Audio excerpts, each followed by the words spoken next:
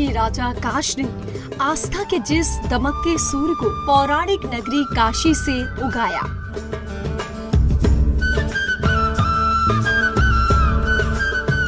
वही सूर्य परंपरा, प्रतिष्ठा और प्रगति का प्रकाश लेकर कभी वाराणसी में उदय हुआ तो कभी बनारस में। वही बनारस जिसके आंचल को पतित पावनी गंगा अपने निर्मल जल से रोज पखारती है।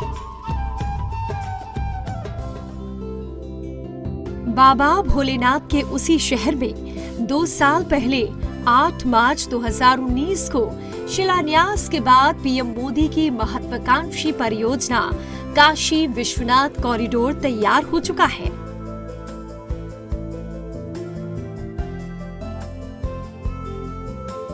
खरमास शुरू होने के ठीक पहले 13 दिसंबर को पीएम मोदी विश्वनाथ कॉरिडोर का लोकार्पण करेंगे।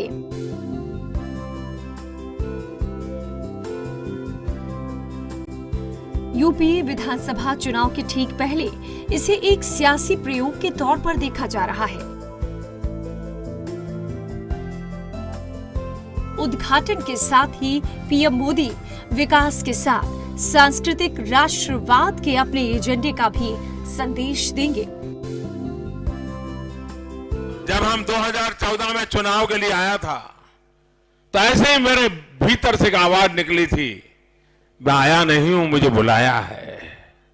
और आज मुझे लगता है कि जो बुलावा था वो ऐसे ही कामों के लिए था और इन कामों को पूरा करने का संकल्प फिर एक बार बहुत प्रबल हुआ है, बहुत मजबूत हुआ है कि जितना ज्यादा, और ये सिर्फ काशी वासियों के जीवन से जुड़ा नहीं है, देशवासियों से जुड़ा हुआ है। काशी विश्वनाथ कॉरिडोर के निर्माण के लिए मंदिर के आसपास की करीब 40,000 वर्ग मीटर क्षेत्र का अधिग्रहण किया गया है। उस वक्त मंदिर परिसर के आसपास सघन आबादी को विस्थापित करना सबसे बड़ी समस्या थी।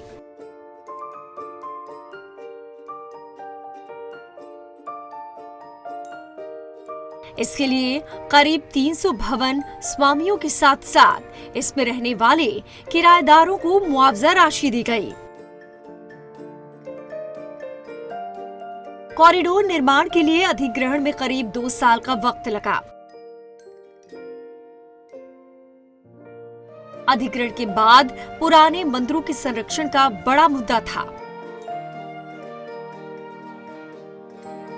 अधिग्रहण के बाद कई पुराने मंदिर और विग्रहों का पता चला। करीब 125 छोटे बड़े मंदिर और विग्रहों को इस कॉरिडोर में एक श्रृंखला के तौर पर स्थापित किया गया। इस कॉरिडोर के निर्माण में अधिग्रहण और निर्माण पर करीब 600 करोड़ की राशि खर्च हुई है। पूरे परिसर का क्षेत्रफल करीब 55,000 वर्ग मीटर में फैला हुआ है। असंभव से दिखने वाले विश्वनाथ कॉरिडोर प्रोजेक्ट का जो निर्माण कार्य हुआ था और जब अधिग्रहण किया जा रहा था तो बहुत तरीके का विरोध हुआ था कि यहाँ काशी के पुराने मंदिरों को ध्वस्त किया जा रहा है, तमाम तरह के आरोप लगे थे। हम अपने सहयोगी को बताएंगे, कहेंगे कि एक बार वो दिखाएं कि देखिए इस तरह के जो छोटे छोटे मंदिर थे, जैसे ये एक गणेश जी का मंदिर है, पीछे एक शिवलिंग है जिसका बड़ा ही पौराणिक महत्व हुआ करता था। सिर्फ इतना नहीं, ये एक छोटे मंदिर की बात हुई। आप इधर तस्वीरों में पीछे देखिए, ये पुराने मंदिर थे जो न जाने कितने वर्षों से घरों के नीचे दबे पड़े हुए थे। और उसके बाद जब अधिग्रहण करने के बाद जब भवनों को यहाँ पे तोड़ा गया, गलियों को जब साफ किया गया, तो उसके बाद से मंदिरों के अंदर से इस तरह के तमाम छोटे बड़े मंदिर निकल के आए। एक मंदिर वो सामने देखिए, बिल्कुल मंदिर चौक के ठीक पहले जो मंदिर है, जिसे चंद्रगुप्त विक्रमादित्य या कुछ नाम है, उसका नाम मुझे ठीक से नहीं पता, वो मंदिर भी निकला है और उसके भी जीर्णोद्धार का काम चल रहा है। उसकी जो रंगाई पुताई है वो किया जा रहा है। ये जो रास्ता है, ये रास्ता माँ गंगा की तरफ से आता है और इस रास्ते से ही होते हुए मंदिर चौक पहुँचते हैं और मंदिर चौक के बाद जो मुख्य प्रांगण है काशी विश्वनाथ मंदिर का, वहाँ पे जा रहे हैं। अगर आंकड़ों की बात करें तो करीबन 58 छोटे बड़े इस तरह के मंदिर यहाँ जब पूरी निर्माण प्रक्रिया चल रही थी, विध्वंस चल रहा था, उसमें निकल के आए थे, उनके जीर्णोद्धार का काम चल रहा है। साथ ही साथ तकरीबन 125 मूर्तियाँ अगर कहा जाए तो 125 दुर्लभ मूर्तियाँ भी निकली हैं, जिनको स्थापित किया जाना है। काशी विश्वनाथ मंदिर का जो मुख्य प्रांगण बनाया गया है, उसमें अलग अलग उनको वहाँ पे स्थापित किया जाना है। तो कहीं ना कहीं जो धार्मिक तौर पे एक भावना थी यहाँ के काशी खंड के हिसाब से बताया जाता था कि कई विग्रह हैं यहाँ पे, कई मंदिर हैं जो कि बाद में निकले घरों के अंदर दबे पड़े थे, उनको हटाया गया, उनको अब वापस से स्थापित किया जा रहा है। तो निश्चित तौर पे ये जो एक असंभव सा दिखने वाला प्रोजेक्ट था, उस प्रोजेक्ट को एक कंप्लीटेशन का टाइम है, उसके पूरा होने का वक्त है, और पीएम मोदी जो सौगात दे रहे हैं, और निश्चित तौर पे 245 सालों के बाद जब रानी अहिल्याबाई ने इस मंदिर परिसर का जब उन्होंने जीर्णोद्धार कराया था और उसका पुनर्निर्माण कराया था, उसके बाद से ये एक बहुत बड़ा काम है जो कि पीएम मोदी के हाथों से पूरा हुआ है। काशी विद्यावत परिषद के महामंत्री और काशी हिंदू विश्वविद्यालय के प्रोफेसर राम नारायण द्विवेदी ने बताया कि पीएम मोदी 13 दिसंबर को 11 अर्चकों के साथ बाबा विश्वनाथ का जलाभिषेक और पूजन अर्चन करेंगे। इतना ही नहीं, इस भव्य आयोजन के लिए सभी 12 ज्योतिर्लिंगों के अर्चक को न्योता दिया गया है। काशी विश्वनाथ कॉरिडोर के उद्घाटन पर चारों पीठ के पीठाधीश्वर और धर्म आचार्य भी उपस्थित रहेंगे। इसका जिम्मा अखिल भारतीय संत समुदाय के ऊपर रहेगा। तो 13 दिसंबर को पीएम मोदी पूजन करेंगे, क्या पूरी पूजन विधि होगी, कितने अर्चक होंगे, कौन कौन से विशिष्ट मेहमान हैं, धर्म संबंध?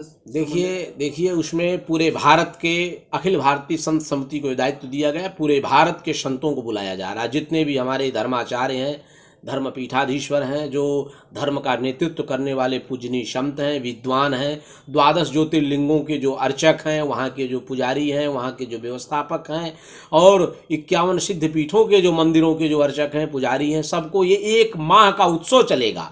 ये काशी विश्वनाथ धाम महोत्सव इसका नाम दिया गया है। उस दिन भी सभी अर्चकों को, सभी विद्वानों को और सभी पूजनीय संतों को, प्रदेश के नेतृत्व करने वाले माननीय मुख्यमंत्रियों को, सबको आह्वान जा रहा है, सबको निमंत्रण जा रहा है। और ये जो काशी विश्वनाथ धाम का 13 दिसंबर का जो उत्सव होगा, ये दुनिया के लिए राष्ट्रीय महोत्सव नहीं, अंतर्राष्ट्रीय महोत्सव के नाम से विश्वनाथ धाम का मंदिर महोत्सव जाना जाएगा। 245 सालों के बाद काशी विश्वनाथ मंदिर के जीर्णोद्धार का कार्य कराया गया है। इससे पहले अहिल्याबाई ने मंदिर के जीर्णोद्धार का कार्य कराया था, लेकिन उस वक्त भी महज मंदिर के गर्भगृह और उसके आसपास ही निर्माण हुआ था। लेकिन इस बार पीएम मोदी ने 2014 में जो संकल्प लिया था, उसकी सिद्धि अब पूरी हो रही है। अभी इस वक्त हम खड़े हैं काशी विश्वनाथ मंदिर के मुख्य प्रांगण में। काशी विश्वनाथ कॉरिडोर का जो प्रोजेक्ट था वो कुल 4 चरणों में किया गया था। पहले चरण में जो मंदिर का जो मुख्य प्रांगण है, आप देख सकते हैं सर तस्वीरों में कि जो बाबा काशी विश्वनाथ का जो शिखर है और जो मंदिर है, वहाँ दर्शनार्थी अभी श्रृंखलाबद्ध होकर के दर्शन कर रहे हैं। और इस मंदिर के चारों ओर मैं अपने अगर सहयोगी को कहूँ तो दिखाना चाहूँगा कि इस तरीके से पूरा निर्माण कराया गया है। और जो अधिग्रहण के बाद जो मंदिर और मूर्तियाँ निकली थी, उसकी जो प्रमुख मूर्तियाँ हैं काशी खंड के मुताबिक, उन मूर्तियों को यहाँ स्थापित किया जाएगा। तकरीबन 7 की संख्या में है। उसके अलावा जो मूर्ति और जो मूर्तियाँ जो निकली हैं, वो मंदिर के पास ही जो मुख्य द्वार है, वहाँ पे और भी मंदिर तैयार हो रहे हैं। इन पत्थरों की नक्काशी आप देखिए किस तरीके से, किस शैली में बनाया गया है, ताकि लोग अपने बिल्कुल जो पुरानी प्राचीन और जो धार्मिक और सांस्कृतिक धरोहर है, उसका मुजाहिरा निश्चित तौर पे कर सके, वो पहचान सके, समझ सके कि हमारी जो सांस्कृतिक विरासत है वो कितनी ज़्यादा समृद्ध हुआ करती थी। ये मुख्य प्रांगण है। उस तरफ एक द्वार है और एक तरफ ये द्वार है, और तीसरा जो मुख्य द्वार, अगर हम अपने सहयोगी को कहें कि जो माँ गंगा की तरफ से जब आप जल लेकर के आएंगे नाव के माध्यम से, तो इसी मुख्य द्वार से आप प्रवेश करेंगे। और प्रवेश करने के बाद, इस भव्य द्वार से प्रवेश करने के बाद, इस प्रांगण में आकर के आप बाबा विश्वनाथ का दर्शन करेंगे। उसके साथ ही साथ एक परिक्रमा पथ भी तैयार किया गया है। और उस परिक्रमा करने के बाद जो ये छोटे छोटे दिख रहे हैं जगह आपको, इन प्लेटफॉर्म्स पे आकर के निश्चित तौर पे कहीं ना कहीं श्रद्धालु बैठ करके बाबा विश्वनाथ का ध्यान करेंगे, दर्शन करेंगे। और उसके बाद जो एक संदेश देने का काम है। निश्चित तौर पे जो 13 दिसंबर को जिस तरीके से उद्घाटन हो रहा है, पूरे अगर देश और विदेश के जो बाबा विश्वनाथ के जो श्रद्धालु हैं, जो उनके आस्थावान हैं, उनके लिए एक बड़ी सौगात है। और निश्चित तौर पे हम लोग जैसा खुद काशी में इतने दिनों से रिपोर्टिंग कर रहे हैं, हम लोगों के लिए ये निश्चित तौर पे मानना था कि ये एक ऐसा प्रोजेक्ट है जो शायद संभवतः पूरा ना हो सके, लेकिन वो अद्भुत घड़ी आ गई है। निश्चित तौर पे इस ऐतिहासिक पल के हम लोग साक्षी होने वाले हैं और अपने दर्शकों को भी हम करा रहे हैं। पूर्वांचल एक्सप्रेस वे बुंदेलखंड के डिफेंस कॉरिडोर के साथ जेवर एयरपोर्ट की सौगात देकर पीएम मोदी और योगी का संदेश बेहद साफ है कि विकास के मुद्दे पर उनकी दोनों सरकार बेहद संजीदा है। तो दूसरी तरफ विंध्याचल कॉरिडोर राम मंदिर के बाद अब काशी विश्वनाथ कॉरिडोर का लोकार्पण कर एक दूसरा राजनीतिक संदेश भी पूरी तरह से साफ है कि उनकी सरकार अपनी धार्मिक सांस्कृतिक धरोहर को सुरक्षित और संरक्षित करने में भी पीछे नहीं है। कॉरिडोर लोकार्पण के साथ ही पीएम मोदी मंदिर चौक पर ही बने मंच से भक्तों से सीधा संदेश देंगे। अब कई जगह ऐसी हैं जो छोटे छोटे जिले भी थे, जहाँ विकास की एक लहर आई है, चाहे वो पूर्वांचल एक्सप्रेसवे बना हो, गंगा एक्सप्रेसवे बन रहा हो, चाहे डिफेंस कॉरिडोर का लाभ मिला हो, चाहे 5 जो एक्सप्रेसवे के साथ साथ 6 7 जगह पर मेट्रो का प्रभाव पड़ रहा हो,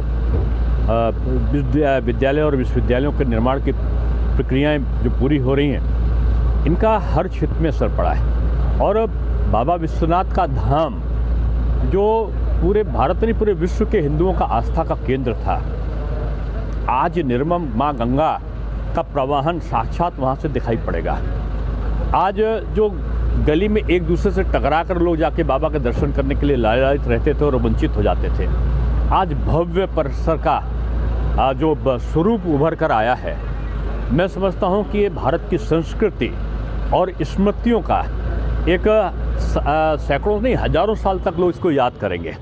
और इस अविरल गंगा के प्रवाह में उसकी स्वच्छता के साथ तटों का सौंदर्यीकरण, पुलों का जाल बिछाया जाना, इंफ्रास्ट्रक्चर को ठीक किया जाना और बाबा विश्वनाथ धाम का अब लोकार्पण की स्थिति आई है, तो मैं समझता हूँ कि ये मंगल कामनाओं का समय है, जो पूरे प्रदेश में नहीं पूरे देश में इसका आह्लाद जो है, इसकी प्रसन्नता है वो गूंजेगी। और माननीय प्रधानमंत्री जी यहाँ के सांसद हैं, ये सौभाग्य है कि उत्तर प्रदेश के जो सांसद हैं वो हमारे प्रधानमंत्री हैं और वो माँ गंगा ने बुलाया है, उन्होंने आते ही कहा था। कॉरिडोर लोकार्पण के साथ ही पीएम मोदी मंदिर चौक पर ही बने मंच से भक्तों को सीधा संदेश देंगे। कॉरिडोर के शिलान्यास के वक्त भी पीएम मोदी ने विपक्षी दलों पर निशाना साधते हुए कहा था कि अगर पूर्व की सरकार ने सहयोग किया होता तो अब तक इसका निर्माण पूरा हो जाता।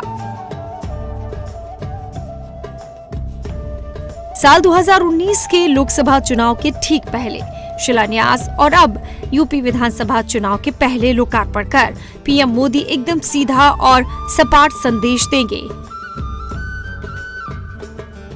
कि उनकी सरकार विकास के साथ साथ सांस्कृतिक राष्ट्रवाद के एजेंडे पर भी सतत सक्रिय है और उनके इस आयोजन से धार्मिक और सांस्कृतिक पर्यटन को बढ़ावा मिलेगा।